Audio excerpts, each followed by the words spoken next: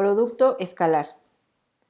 El producto escalar de dos vectores recibe este nombre debido a que da como resultado un escalar. También se le llama producto interno de los dos vectores.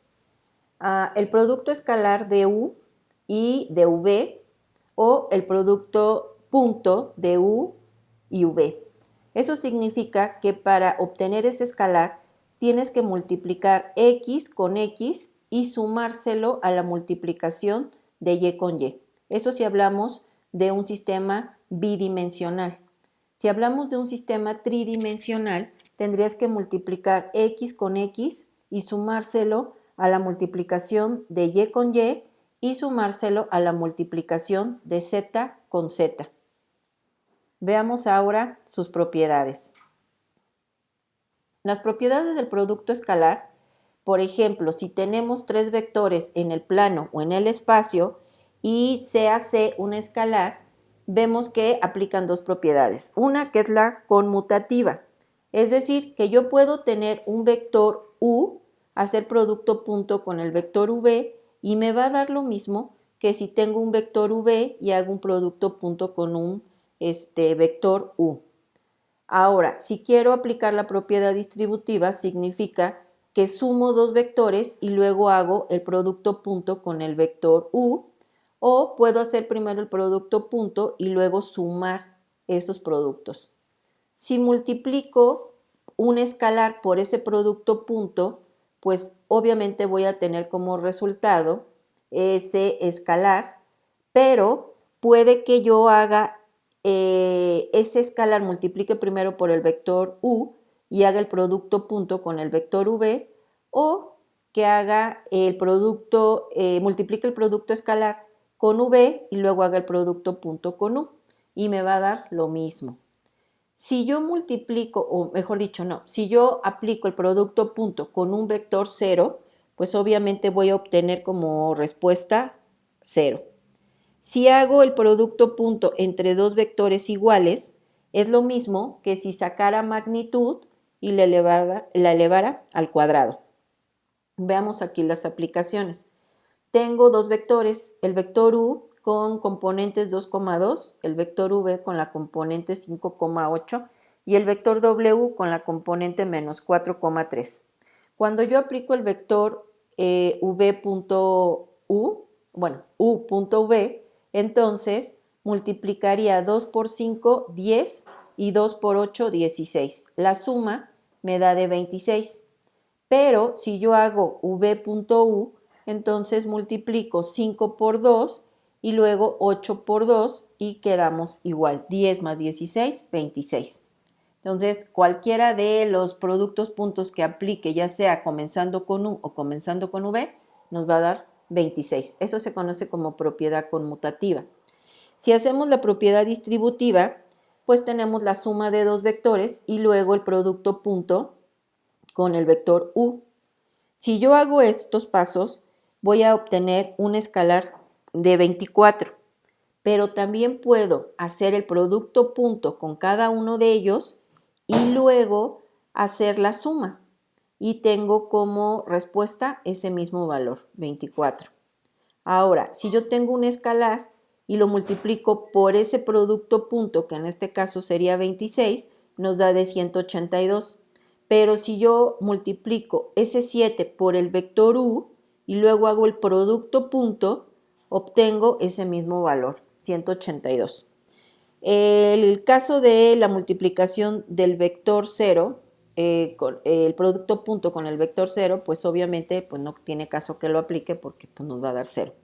Pero sí podemos observar o comprobar esta propiedad. Aquí, por ejemplo, si yo hago W.W, obtengo un valor de 25, pero si saco la magnitud y luego la elevo al cuadrado, me da ese mismo valor. Ahora veamos algunas aplicaciones. El producto punto se utiliza para encontrar el ángulo, entre dos vectores. Es decir, yo puedo tener un vector U, un vector V y puedo encontrar el ángulo que hay entre ellos. Eso significa que el ángulo entre dos vectores distintos de 0 es ese ángulo θ que va a estar comprendido entre 0 y pi. entre sus respectivos vectores en posición canónica estándar. Para poder encontrar este ángulo nos vamos a apoyar de esta fórmula, donde dice que el coseno del ángulo es igual al producto punto de U con V y se divide entre sus magnitudes. Si observas, primero calculamos la magnitud de U, que tiene el punto o las coordenadas menos 7,9, y la magnitud nos da de 11,40. Sacamos ahora la magnitud de V, que tiene coordenadas 7,7, y nos da una magnitud de 9,9.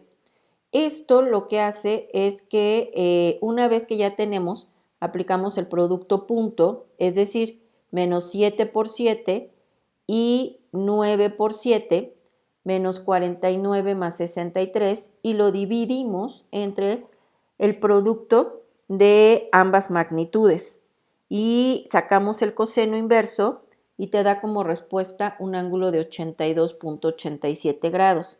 Eso significa que estamos hablando de un ángulo obtuso, un ángulo agudo. Es mayor de 0 grados, pero menor de 90. Ahora veamos las características que nos llevan a deducir esto. Observa que si tienes dos vectores y van en sentido opuesto, su ángulo sería igual a 180, es decir, que es un ángulo colineal. Puede que te dé o lo estés manejando como pi o como grados, que son los 180. Si solamente sacas el coseno del ángulo, pues te va a quedar un ángulo de menos 1. Cuando haces el coseno inverso, obtienes los grados de 180. Ahora, ¿qué sucede si aplicamos primero un producto punto y el ángulo es menor de 0? Significa que es un ángulo obtuso, es decir, que va a ser mayor de 90, pero menor de 180 grados. Si solamente calculamos el coseno del ángulo, pues nos va a quedar un valor comprendido entre menos 1 y 0. Eso nos determina que es un ángulo obtuso. Si hacemos el producto punto y este valor es igual a 0, significa que es un ángulo de 90 grados. Si tú haces el coseno inverso de 0, pues te van a dar los 90 grados. Significa que este es un ángulo recto y se le conoce como ortogonal. Son dos vectores ortogonales porque entre ellos existe un ángulo de 90 grados. Si aplicas el producto punto y ahora te das cuenta que es mayor de 0, estamos hablando de un ángulo agudo. Está comprendido entre 0 y 90 grados. Si calculas el coseno del ángulo solamente, pues te va a dar un valor comprendido entre 0 y 1. Y por último, si tienen la misma dirección, se conoce como son vectores paralelos y el ángulo va a ser igual a 0 y el coseno del ángulo sería igual a 1. Ahora veamos cómo sabemos o las formas para saber cómo es un ángulo. Tenemos dos vectores, U que tiene componentes 2,2 y V que tiene componentes 5,8. Si nosotros sacamos el producto punto solamente, obtenemos un valor de 26, ese es nuestro producto escalar. Este 26 nos está diciendo que al ser mayor de 0, el ángulo que hay entre estos dos vectores va a ser un ángulo agudo. Ahora, si tú lo calculas como coseno, es decir, que sacas el producto punto dividido entre el producto de las magnitudes de los vectores, te queda un valor de 0,9777. Significa que es un valor comprendido entre 0 y 1, por lo tanto, es un ángulo agudo. Y si todavía quieres saber cuál es ese ángulo, bueno, aplicas directamente la fórmula con el coseno inverso y obtenemos un ángulo de 12,12 grados. Como puedes observar, con esto comprobamos que es un ángulo agudo porque está comprendido entre 0 y 90. Es mayor de 0 grados, pero menor a 90. Entonces, estas son las tres formas de determinar cómo es el ángulo que hay entre dos vectores y aparte, de esta manera calculamos el valor de ese ángulo. Veamos ahora esta aplicación. Dice, hallar el ángulo entre dos vectores. Nos da el vector u, el vector v, el vector w y el vector z. Estos son vectores tridimensionales y nos pide hallar el ángulo entre cada uno de los siguientes pares de vectores. Por ejemplo, aquí nos pide hallar el ángulo entre u y v. Por lo tanto, aplico primero mi producto punto y obtengo un valor de menos 8. ¿Cómo obtuve el producto punto? Multiplico 3 por menos 4, menos 1 por 0 y le sumo la multiplicación de 2 por 2, es decir, x con x, y con y z con z. Menos 12 más 4, pues nos queda menos 8. Este valor negativo nos está diciendo que es un ángulo obtuso. Pero aquí al realizar el coseno del ángulo dividiendo el producto punto entre las magnitudes de estos vectores, nos da de menos 0.4781. Significa que es un ángulo comprendido entre menos 1 y 0. Por lo tanto, confirmamos que es un ángulo obtuso. Y si observas, al sacar el coseno inverso de ese valor que ya habíamos calculado, pues nos queda de 118.56. Comprobamos que es un ángulo obtuso. Estos dos incisos te los dejo para que practiques. Ahora vamos a ver otra aplicación importante para los vectores. Bueno, aquí, si hicimos el producto punto, tú puedes hacer los demás y con esto puedes comprobar que esto nos va a dar un ángulo obtuso y este también. Menos 2 y menos 10 pues son menores de 0, por lo tanto serán ángulos obtusos. Ahora sí, otra aplicación que tiene son las proyecciones y componentes vectoriales. Es decir, que a partir de dos vectores aplicamos el producto punto y podemos encontrar también las proyecciones tanto en el eje X como en el eje Y. Las proyecciones en el eje X se conocen como proyecciones paralelas y las que están en el eje Y son las proyecciones perpendiculares. Pero veamos, dice, a W1 se le llama a la proyección de U en V o la componente vectorial de U a lo largo de V y se denota por W1 igual a la proyección de U en V. Para calcular la proyección W2, que es la ortogonal, tenemos que restarle al vector U el valor de las componentes de la proyección paralela, que es W1, y se le llama la componente vectorial de U ortogonal a V. Entonces veamos aquí un caso. Tenemos dos vectores, el vector U y el vector V. Es como si tú le pusieras una lámpara aquí y esta alumbrara y proyectara una sombra del vector U sobre el vector V. Pareciera que este crece, pero es la sombra que se refleja del vector U sobre V. Esta se conoce como la componente W1, que corresponde a la proyección paralela. Ahora, si modificamos esa luz y la ponemos del otro lado, al proyectarla o alumbrarla, nos proyecta el vector ortogonal a V. Eso significa que esta es la componente ortogonal o W2, es la proyección ortogonal o W2. Eso es para un ángulo agudo. ¿Qué pasa con un ángulo obtuso? Pongo mi lamparita, hagan de cuenta, lo proyecto y entonces, bueno, aquí obtendría la ortogonal, es la W2, la proyección, ortogonal. Si muevo esa lamparita, pues me da la proyección paralela. ¿Ok? Si te fijas, aquí me forma un rectángulo, este es un triángulo rectángulo y aquí me forma un cuadrado. Sin embargo, si yo conozco el ángulo que hay, por ejemplo, en este triángulo, puedo utilizar funciones trigonométricas para encontrar esas proyecciones. Lo vamos a ver más adelante. Ahora veamos que W1 es igual a la proyección de U en V. Dice la proyección de U en V, que es igual a la componente vectorial de U en dirección de V, y la W2 es igual a la componente vectorial de U ortogonal a V. Veamos ahora un ejemplo. Tenemos dos vectores y son distintos de cero.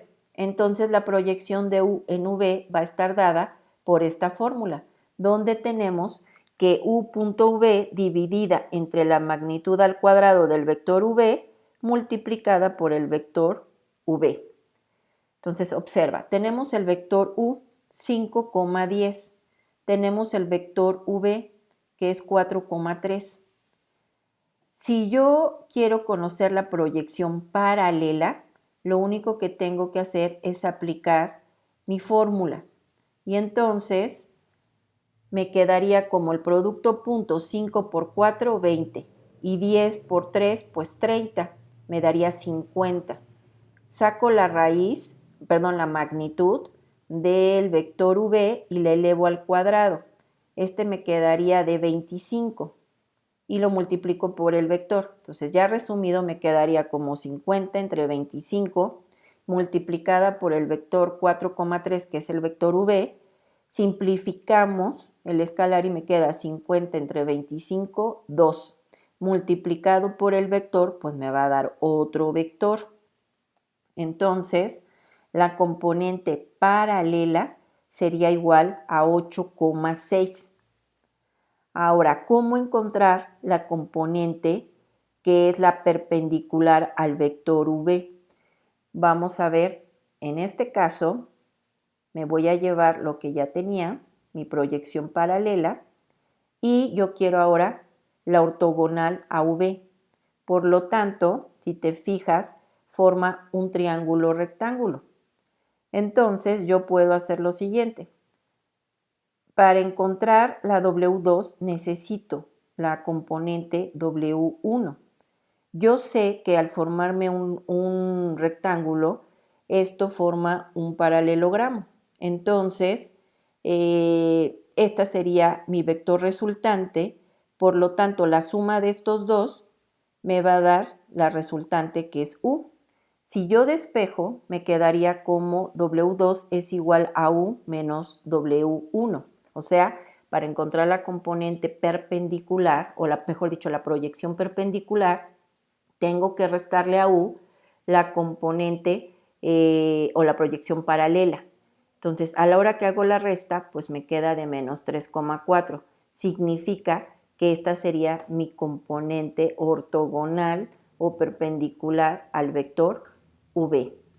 Otra forma de calcularlo sería, si yo ya conozco el ángulo, pues utilizo funciones trigonométricas para encontrar estas componentes. Lo vamos a ver adelante. Y ahí está.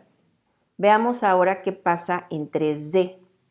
En 3D, nosotros para encontrar la fuerza paralela, tendríamos que hacer la fuerza por el coseno del ángulo y eso sería igual a hacer la fuerza con el producto punto del unitario. Esto nos daría la componente paralela.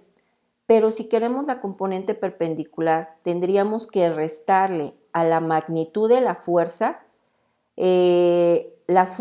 AB, por decirlo así, y entonces encontraríamos, por ejemplo, la fuerza perpendicular sería la raíz de la fuerza que ya tenemos al cuadrado menos la magnitud de la fuerza que calculamos o que encontramos, que es la paralela, y esta nos da la perpendicular.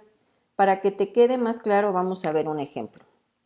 La estructura que se muestra en la figura está sometida a una fuerza horizontal. La fuerza es igual a 300 en J, es decir, que solamente tiene componente sobre Y, no tiene nada en X y no tiene nada en Z.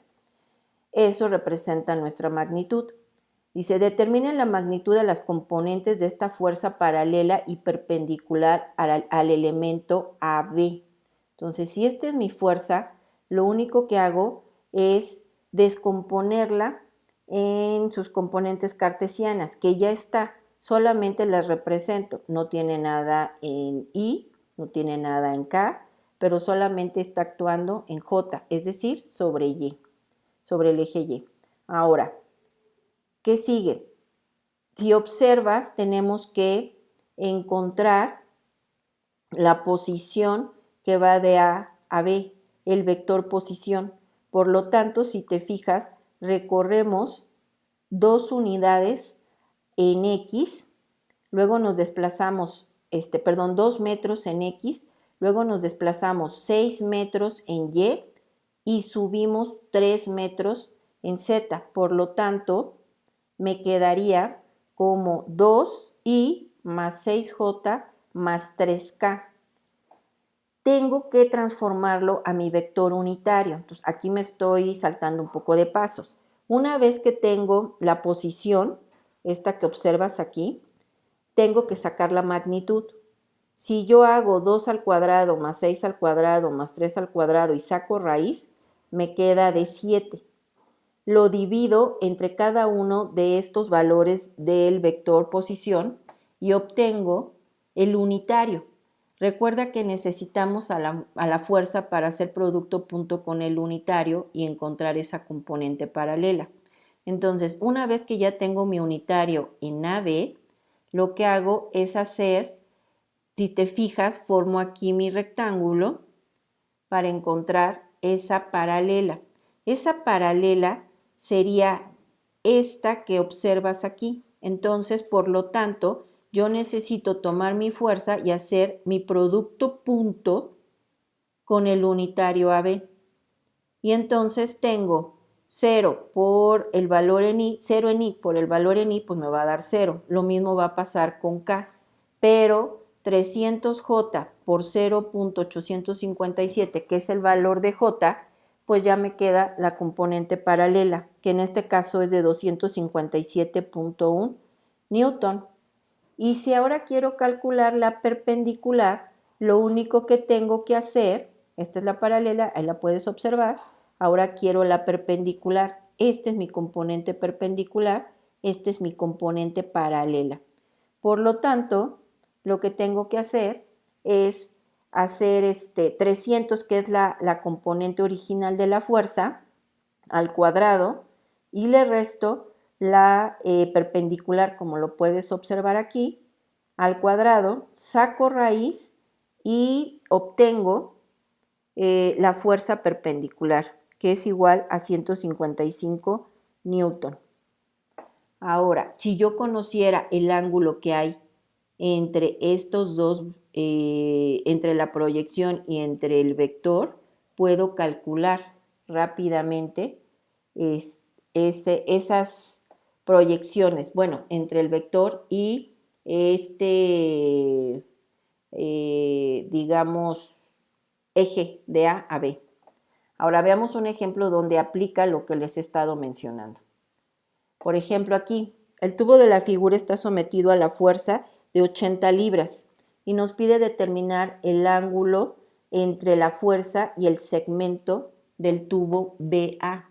Este es el segmento del tubo de B a A y nos pide también la proyección a lo largo de este segmento. Entonces, primero que nada, si te fijas, este sería mi componente paralela y este sería mi componente perpendicular. Aquí está mi ángulo. Entonces vamos a ver, primero vamos a calcular nuestro ángulo.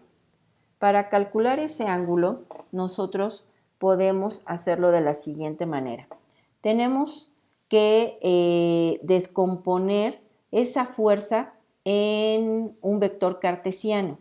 Para descomponer esa fuerza, tenemos que utilizar la posición que va de B hasta A. Como puedes observar, esa posición sería la siguiente. Si yo estoy en B, tendría yo que subir 1 en Z, por eso dice 1K. Déjame pintarlo aquí. Subo 1 en Z y me desplazo hacia la izquierda 3 unidades hasta llegar a C. 2 más 1 son 3. Negativo porque me desplacé hacia la izquierda. Por lo tanto, este sería mi vector posición. Una vez que ya tengo el vector posición, le saco la magnitud. 3 al cuadrado más 1 al cuadrado me queda raíz de 10. Y esto lo divido entre cada uno de ellos y lo multiplico por 80. Y estos son los valores que me queda en J y K. Como no hay posición en Y o sobre X, se toma como 0. Entonces, al no ponerla, se entiende que no lo hay, que es 0. Posteriormente, una vez que ya descompuse mi fuerza en un vector cartesiano, lo que hago es encontrar ahora la posición de B hasta A. Entonces, déjenme borrar esta posición y mostrarte la otra. Ahora vamos de B a A. Estoy aquí en B. Vuelvo a subir 1. Por eso aquí me aparece 1. Me desplazo 2 hacia atrás. Eso es en X. Y luego me desplazo 2 hasta llegar a A en Y. Por lo tanto es menos 2 y 1. ¿Ok? Ahora, de esta posición, si calculo aquí otra vez la magnitud, pues me queda 2 al cuadrado más 2 al cuadrado más 1, me queda un valor de 9. Al sacarle la raíz, porque es magnitud, me queda de 3 pies. Vuelvo a calcular o a sacar mi vector unitario, bueno, no, mejor dicho, saco ya el ángulo haciendo producto punto de la fuerza que descompuse en cartesiano con mi vector posición y con eso obtengo, al hacer las magnitudes y sacar el coseno inverso, encuentro el ángulo que hay entre ellos, que es de 42.5. Otra forma que puedes hacerlo es tomar el unitario de esta fuerza y hacer el producto punto con el unitario de esta posición y también puedes obtener el ángulo. Esa es otra forma de hacerlo. Ahora, una vez que ya obtuvimos este ángulo, ahora vamos a calcular las proyecciones, de ese vector. Entonces, ¿qué hacemos? Primero que nada tenemos que hacer el vector unitario de BA, que ya no concluimos. Entonces nos quedaría como menos 2 más 1 entre 3. Separado, pues menos 2 tercios en I, menos 2 tercios en J y más 1 tercio en K.